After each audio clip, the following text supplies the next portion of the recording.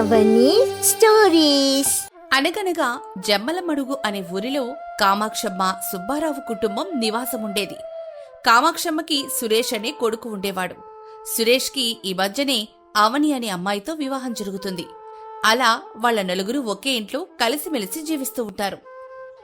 ఒకరోజు పొద్దున్నే కామాక్షమ్మ ఇలా అంటుంది, సురేషో, నువ్వీరోజు ఆఫీస్కి వెళ్ళడం లేదా? అప్పుడు సురేష్ కామాక్షమ్మ దగ్గరికొచ్చి ఇలా అంటాడు, వెళ్తున్నానమ్మా, కాస్త ఆలస్యంగా వెళ్తాను, కానీ నాకు క్యారేజ్ తొందరగా రెడీ చేయమ్మా.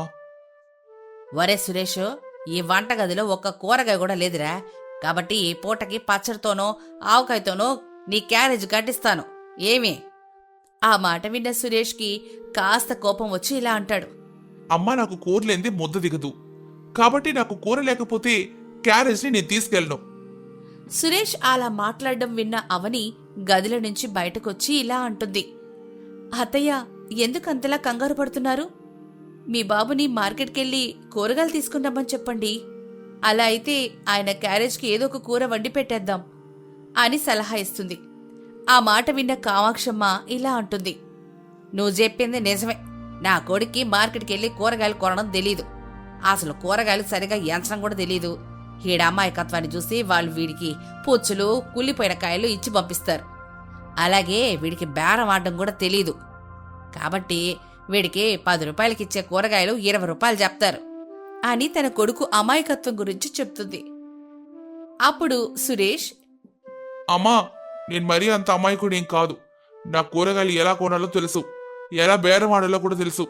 ఉండు, ఇప్పుడే వెళ్ళి నేనింటికి సరిపడా కూరగాయలు తీసుకుని వస్తాను, అప్పుడు నీ కొడుకు ఎంత తెలివైనవాడో తెలుస్తుంది అని అనుకొని వెళ్లేలోపే సుబ్బారావు సంచి తీసుకుని కూరగాయల కోసం మార్కెట్కెళ్తాడు. ఇక కామాక్షమ్మ కోడలు కూడా వంట పనిలో పడతారు. అలా కాసేపు తర్వాత సుబ్బారావు మార్కెట్ నుంచి ఒక చిన్న సంచితో కూరగాయలు పట్టుకుని ఇంటికొస్తాడు. అప్పుడు అతన్ని చూసిన కామాక్షమ్మ ఇలా అంటుంది, ఏమయ్యా, కూరగాయలు తెచ్చావా?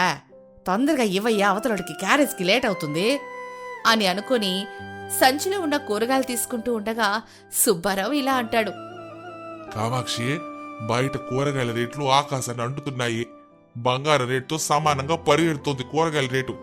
కేజీ వంకాయలు 60 రూపాయలట, ఇంకా కేజీ టమాటాల ధర అయితే ఏకంగా 100 రూపాయలు చెప్తున్నాడు. అందుకే అన్ని కూరగాయలు కలిపి ఒక 50 రూపాయలకు తీసుకొచ్చాను, కాబట్టి అన్ని కూరగాయలు కలిపి కలగాయ కూర చేసేయండి. ఆ మాట విన్న కామాక్షమ్మ ఇలా అంటుంది, అవునయ్యా, నేను కూడా టీవీలో చెప్తుంటే విన్నాను, కూరగాయల రేట్లు చాలా ఎక్కువగా పెరిగే అవకాశం ఉందట. ఎందుకంటే రైతుల దగ్గర కూరగాయల పంట పండినప్పుడు వాటికి ధర తక్కువగా ఉంటుంది. అదే రైతులు కూరగాయలు పండించకపోతే దానికి ధర ఎక్కువగా ఉంటుంది. ఏం చేస్తాం, ఏదేమైనా కూరలు లేకుండా అన్నం ఒకటే తినలేం కదా, ఎంత ధర అయినా కూరగాయలు కొనక తప్పదు. అలా అత్తకోడలిద్దరు వంట ముగించుకుని సురేష్కి క్యారేజ్ కట్టిస్తారు. అలా అందరూ కూర్చుని టీవీ చూస్తూ ఉండగా అవని మాత్రం వంటగదిలో ఉన్న ప్లాస్టిక్ డబ్బాలు, అలాగే విరిగిపోయిన చిన్న చిన్న బకెట్లన్నిటిలో మట్టిని వేసి అందులో రకరకాల కూరగాయల విత్తనాలు వేస్తుంది. పని మీద వంటగదిలోకొచ్చిన కామాక్షమ్మ కోడలితో ఇలా అంటుంది, అవనే, ఏం చేస్తున్నావే ఇంట్లో? ఈ డబ్బాల్లో మట్టేంటే, ఈ విత్తనాలేంటి అని చాలా ఆశ్చర్యంగా ప్రశ్నిస్తుంది. ఆ మాటలు విన్న కోడలు కాస్త ప్రశాంతంగా ఇలా అంటుంది, అత్తయ్య, మరేం లేదు, మనం కూరగాయలు బయట కొంటే చాలా ఎక్కువ ధర పెట్టి కొనాల్సి వస్తుంది కదా, కాబట్టి ఇలా మన వంటగదిలో ఉన్న డబ్బాలను, పాడైపోయిన ప్లాస్టిక్ బకెట్లను ఉపయోగించి వాటిలో మట్టిని నింపి ఇలా టొమాటో విత్తనాలు, కొత్తిమీర విత్తనాలు, వంకాయ విత్తనాలు వేశాను. ఇవి కొద్ది రోజుల్లోనే మొలకెత్తుతాయి. అలాగే వీటికి ఎండ, వెలుతురు తగిలేలా కిటికీలను తెరిచుంచడం వల్ల ఇవి బాగా పెరిగి మంచి కూరగాయలు పండుతాయి అని తన ఆలోచన చెప్తుంది. ఆ మాట విన్న కామాక్షమ్మ, చాలా మంచి పని చేసావని, ఇన్నాళ్ళు నాకు ఈ ఆలోచనే రాలేదు. వంటగదిలో ఇలా కూరల మొక్కలు వెయ్యాలని ఆలోచన ఇది చాలా బావుందమ్మా. పోనీలే, కనీసం మన ఇంటి వాడకానికి సరిపడా కూరగాయలు పండితే అంతే చాలు. అలా అయితే మనకి మార్కెట్లో ఎక్కువ డబ్బులు పెట్టి కూరగాయలు కొనాల్సిన పనే ఉండదు. అసలే సురేష్ కాస్త ఎక్కువగా కూరలు తింటాడు. ఇందాక చూసావా, కూరలు లేవంటే నాపైన ఎలా అరిచాడో అని చెప్పి వెళ్తూ ఉండగా అవని ఇలా అంటుంది, మీరనుకున్నట్టుగా కూరగాయలు బాగా పండాలంటే మీరు బియ్యం కడిగిన నీరు ఈ కూరగాయ మొక్కలకు వేయాలి. అలాగే ఉల్లిపాయ తొక్కలు, గుడ్డు తొక్కలు కూడా ఈ కూరగాయలకేస్తే దానికి బలం వస్తుంది అత్తయ్య. అప్పుడవి ఇంకా మంచిగా కూరగాయలనిస్తాయి అని అత్తయ్యకి కూరగాయ మొక్కలు పెంచే విధానం చెప్తుంది. అప్పుడు కామాక్షమ్మ ఇలా అంటుంది, అవునవనే, నీకీ కూరగాయలు వంటగదిలో పెంచాలనే ఆలోచన ఎలా వచ్చింది అని తన అనుమానం వ్యక్తపరుస్తుంది. అదే అత్తయ్య, మొన్న మావయ్య గారు మార్కెట్కెళ్ళి కూరగాయలు తెచ్చినప్పుడు కూరగాయల రేటు ఆకాశాన్ని అంటుతున్నాయన్నారుగా. అప్పుడే నేను అనుకున్నాను ఒక చిన్న స్థలంలో కూరగాయలు పండించాలి అని. కానీ మనకి ఇంటి పెరట్లో అసలు ఖాళీ స్థలమే లేదు. కాబట్టి ఇలా వంటగదిలో పాడైపోయిన వస్తువులు ఉపయోగించుకుని వంటగదిలోనే కూరగాయలు పండించాలని అనుకున్నాను అని సమాధానం చెప్తుంది. అప్పుడు కామాక్షమ్మ, అది సరేగానవని, నీ కూరగాయలు పండించడం ఎలా తెలిసింది? ఎక్కడ నేర్చుకున్నావు? అదా అత్తయ్యగారు, నేను చిన్నప్పుడు మా అమ్మమ్మ గారి వాళ్ళ ఇంట్లో పెరిగానుగా. అక్కడ మా అమ్మమ్మ కూరగాయలను తన సొంత చేతులతో ఎలాంటి కృత్రిమ ఎరువులు వాడకుండా సహజంగా కూరగాయలు పండించేది. అప్పుడు నేను చూసి నేర్చుకున్నాను. అలాగే ఇలా కృత్రిమ ఎరువులు వాడకుండా సహజంగా పండించే కూరగాయలు ఆరోగ్యానికి చాలా మంచిది. అందుకే నేను ఇలా కూరగాయలు మన వంటగదిలో పండించాలని అనుకొని ఇదంతా చేశాను అని చెప్పి అక్కడ్నుంచి వెళ్ళిపోతుంది. అలా కొద్ది రోజుల్లోనే వాళ్ళకి చాలా ఎక్కువగా కూరగాయలు పండుతాయి. అది చూసి కామాక్షమ్మ కోడలితో ఇలా అంటుంది, ఏమో అనుకున్నానవని, కాని నువ్వు చేసిన ఒక చిన్న పని ఈరోజు ఇలా మన ఇంటికి సరిపడా కూరగాయలను మన వంటగదిలోనే పండిస్తున్నాం. కాని మన ఇంటికి సరిపోగా ఇంకా కొంచెం కూరగాయలు మిగిలిపోతున్నాయి. అవి ఇలా పాడైపోవడం నాకిష్టం లేదు అని కాస్త నిరాశగా మాట్లాడుతుంది. ఆ మాట విన్న కోడలు ఇలా అంటుంది, అయ్యో అత్తయ్య, మీరలా బాధపడకండి. నేను దానికి కూడా ఒక పరిష్కారం ఆలోచించాను. అదేంటంటే, ఈరోజు నుంచి మన వంటగదిలో పండే కూరగాయల్ని మార్కెట్లో రేటు కంటే తక్కువ ధరకి ఈ ఊర్లో ఉండే ప్రజలకి అమ్ముతాను. అలా చేస్తే తక్కువ ధరకే మనం ఇవ్వడం వల్ల అందరూ మన దగ్గరే కూరగాయలు కొంటారు. దానివల్ల ఎవరి ఆరోగ్యం కూడా చెడిపోకుండా ఉంటుంది. అలాగే మనకు కూడా 10-20 లాభం వస్తుంది అని చెప్పి కూరగాయలు తీసుకొని వెళ్లి అలా ఊరంతా తిరిగి అమ్ముతుంది. ఇదంతా చూసిన సుబ్బారావు కోడలితో ఇలా అంటాడు, అమ్మా అవనే, నువ్వు చేసిన ఒక చిన్న ఆలోచన ఈరోజు మన జీవితాల్ని మార్చేసిందమ్మా. నువ్వు మన ఇంటి కోసం కూరగాయల పంటని వంటగదిలో మొదలెట్టావు. కానీ ఈరోజు అదే కూరగాయల పంట మన జీవనాధారం అయిపోయింది. నువ్వు కూరగాయల్ని సహజ సిద్ధంగా పండించడం వలన ఈ ఊర్లో అందరూ మన దగ్గరే కూరగాయలు కొనడానికి ఇష్టపడుతున్నారు. నీ తెలివితేటలకు నిన్ను మెచ్చుకోక నేను ఉండలేకపోతున్నానమ్మా అని కోడల్ని మెచ్చుకుంటాడు. ఆ మాట విన్న కామాక్షమ్మ, మరెవరనుకున్నారయ్యా, అది నా కోడలు. నా కోడలంటే ఆ మాత్రం తెలివితేటలుండాలి అని కోడలు గురించి గొప్పగా చెప్తారు. అప్పుడు అవని, అత్తయ్య, ఈరోజు నుంచి మన వ్యాపారం కాస్త పెంచాలి. ఇప్పటి వరకు కొంచెం కొంచెం కూరగాయల విత్తనాలు మాత్రమే మనం వేశాం కదా. కానీ మన వ్యాపారం బాగా పెరిగింది కాబట్టి ఇంకా ఎక్కువ రకరకాల కూరగాయల విత్తనాలు తెచ్చి మనం వెయ్యాలి. అలా అయితే ఈ ఊర్లోనే కాదు, పక్క ఊరు నుంచి కూడా మన దగ్గరికి వచ్చి కూరగాయలు కొంటారు అని తన ఆలోచనని చెప్తుంది. ఆ మాటలు విన్న కామాక్షమ్మ, సుబ్బారావు కోడలు చెప్పిన మాటకి అంగీకరిస్తారు. అలా ఆ రోజు నుంచి ఆ కుటుంబం అంతా కలిసి కోడలికి సహాయం చేస్తూ కోడలు వంటగదిలో వేసిన కూరగాయల పంటతో వచ్చిన కూరగాయలనమ్మి జీవనం సాగిస్తూ ఆనందంగా జీవిస్తారు. పెళ్లి కొప్పుకున్న విషయాన్ని మండోదరి ఫోన్ ద్వారా చెప్పిన తర్వాత కమలాకర్ ఇంట్లో అందరి మనసులు తేలికపడ్డాయి. ఆ సంతోషకరమైన వార్తను పంచుకోవడానికి అవని వెంటనే తన పెదనాన్న కూతురు అనామికకి ఫోన్ చేసింది. అవనికి అనామిక అంటే ప్రాణం. ఏ చిన్న విషయమైనా అవని మొదట అనామికనే సలహా అడుగుతుంది. అక్క, ఫ్రీగా ఉన్నావక్క? నీకు చాలా పెద్ద శుభవార్త చెప్పాలక్క. ఇప్పుడు కాస్త ఫ్రీగానే ఉన్నాను లేవని. చాలా సంతోషంగా ఉన్నట్టున్నావు. ఏంటి విశేషం? పిహెచ్డి అడ్మిషన్ ఏమైనా ఖరారైందా? లేదక్కా, కానీ నేను చెప్పబోయేది అంతకంటే పెద్ద శుభవార్త అక్క. అదేంటంటే నాకు పెళ్లి కుదిరింది. అబ్బాయి పేరు సురేష్. వాళ్ళకి 10 ఎకరాల పొలం, పాడి పశువులున్నాయి. చాలా పద్ధతి గల కుటుంబం. అవునా? చాలా సంతోషం అవని. కానీ నువ్వు చదువాపేసి పెళ్లి చేసుకోవడానికి ఎలా ఒప్పుకున్నావు? నువ్వు పెళ్లి చేసుకుంటే పిహెచ్డి చదవాలన్న కళ ఏమైపోవాలి? నీకు ఇంకో విషయం చెప్పాలక్క, నేను పెళ్లి చేసుకోవడానికి వారికి కొన్ని షరతులు పెట్టాను. అవి నేను పెళ్లి తర్వాత పిహెచ్డి చదువుకుంటానని, ఉద్యోగం చేస్తానని, నా జీతంలో కొంత అంజలి చదువు పెళ్ళయ్యేంత వరకు మా పుట్టింటికే పంపుతానని కూడా స్పష్టంగా చెప్పాను. ఏంటవని, నువ్వు నిజమే మాట్లాడుతున్నావా? ఈ కాలంలో ఇలాంటి కండిషన్లకి ఏ అత్తగారైనా ఒప్పుకుంటారా? నమ్మడానికి కష్టంగా ఉన్నా ఇది నిజమక్క. అబ్బాయి సురేష్ గారు నా చదువుని నన్ను ఎంతో గౌరవించారు. ఆయన చదువుకోలేదు, కానీ ఆయన చాలా గొప్ప సంస్కారం ఉన్న వ్యక్తక్క. ఆయన కుటుంబ సభ్యులు నా షరతులన్నిటికీ ఒప్పుకున్నారు. అందుకే నేను పెళ్లికి గ్రీన్ సిగ్నల్ ఇచ్చాను. అవని, నీ షరతులు చాలా భిన్నంగా ఉన్నాయి. ఈ రోజుల్లో పెళ్ళైన తర్వాత జీతం పుట్టింటికి పంపుతాను అంటే ఒప్పుకున్నారంటే వాళ్ళు నిజంగా గ్రేట్. కానీ నాకెందుకో మనసులో చిన్న ఆందోళనగా ఉందమ్మా. అంత పెద్ద కోటీశ్వరులు అంత సులభంగా ఎలా ఒప్పుకున్నారా అని నాకు అనిపిస్తోంది. నువ్వెక్కువ ఆలోచించకక్క. సురేష్ గారి కళ్ళలోని నిజాయితీని నేను చూశానులే.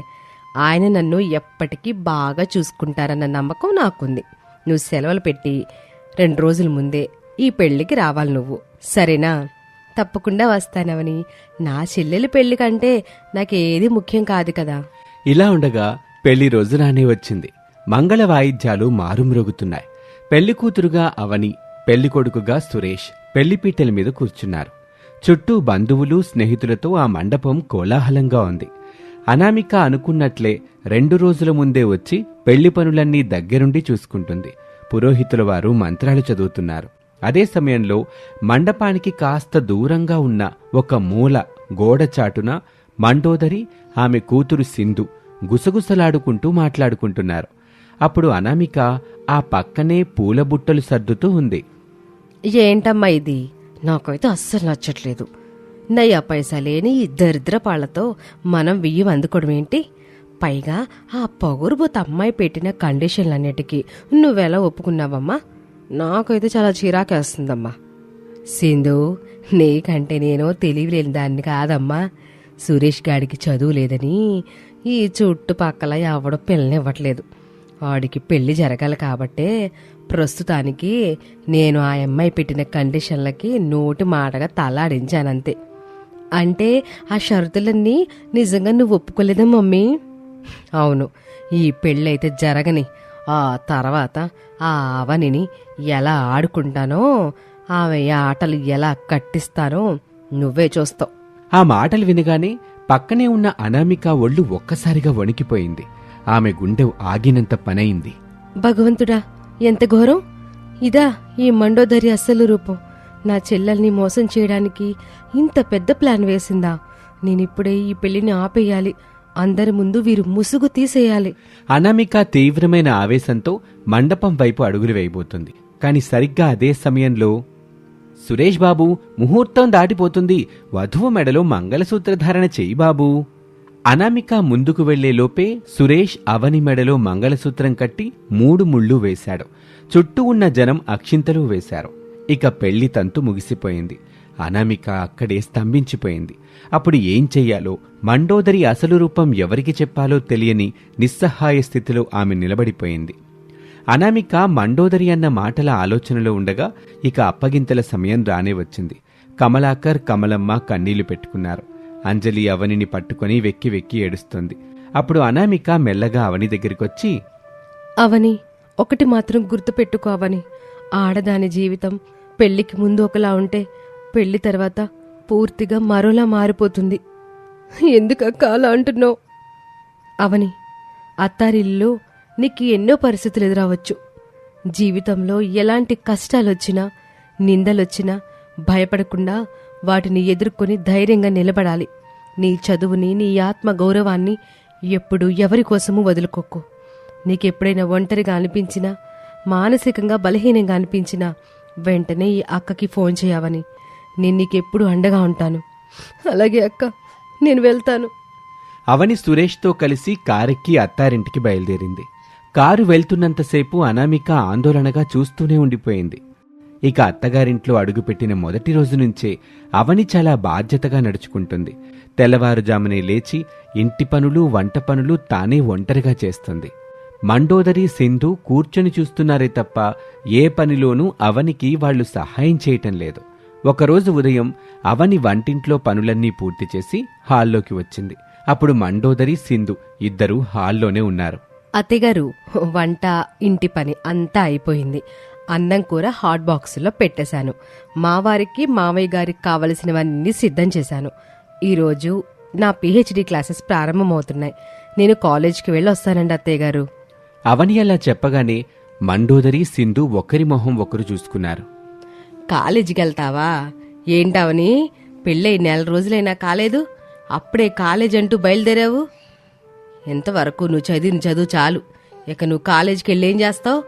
అందుకే చదువు గిదువు అనే ఆలోచనలు మాని ఈ ఇంటి సేవ చేసుకో, నీకు పుణ్యం వచ్చుద్ది. అవును దినా, పెళ్ళైన కొత్త కోడలు ఇంట్లో ఉండి అత్త మామల్ని చూసుకోవాలి గాని ఈ కాలేజీలు ఈ చదువులేంటో నాకు అస్సలు అర్థం కావట్లేదు. మండోదరి సింధు మాటలకి అవని ఒక్కసారిగా షాక్ తినింది. తన అత్తగారి నుంచి ఇలాంటి మాటల్ని ఊహించని అవనికి ఆమె కాళ్ల కింద భూమి కంపించినట్లయింది. అదేంటత్తయ్యగారు అలా అంటారు? పెళ్లికి ముందే మా నాన్నగారితో నేను పెట్టిన షరతులు మీరు ఒప్పుకున్నారు కదా.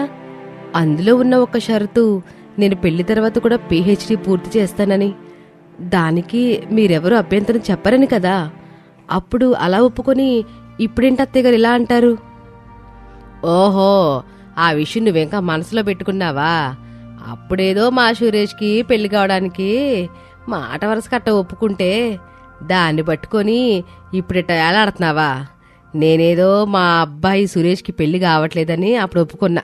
కానీ ఇప్పుడు నువ్వు ఇంటికి కోడలవే, నీకు కొన్ని షరతులున్నట్టే ఈ ఇంటికి కొన్ని పద్ధతులుంటాయి. పద్ధతులా? అవేంటి అత్తయ్య గారు? నేను చదువుకోవడానికి ఈ ఇంటి పద్ధతులకి సంబంధం ఏమిటి అత్తయ్య గారు? అసలు వందామని సంబంధం ఉంది. నువ్వు రోజు కాలేజ్ అంటూ పుస్తకాలు పట్టుకొని ఊరంతా తిరుగుతుంటే ఈ ఊళ్ళో వాళ్ళంతా నన్ను చూసి నవ్వరా? మొగుడికేమో చదువు రాదు, పొలం పనులు చేసుకుంటున్నాడు, కానీ కోడలు మాత్రం పెద్ద చదువులు చదువుతూ తిరుగుతోంది. ఆ నలుగురు నానా మాట్లాడరో? ఆ ఉన్నదినా, భర్త కంటే భార్య ఎక్కువ చదువుకుంటే లోకం ఒప్పుకుంటుందా? నువ్వింకా పెద్ద చదువులు చదువుకుంటే రేపు మా అన్నయ్యని నువ్వు అసలు గౌరవించవు. అందుకే నువ్వు కాలేజీకి వెళ్ళడం మాకు ఇష్టం లేదు. లేదు సింధు, నేనెంత గొప్ప చదువు చదివినా మా ఆయన్ని నేనెప్పుడూ గౌరవిస్తాను.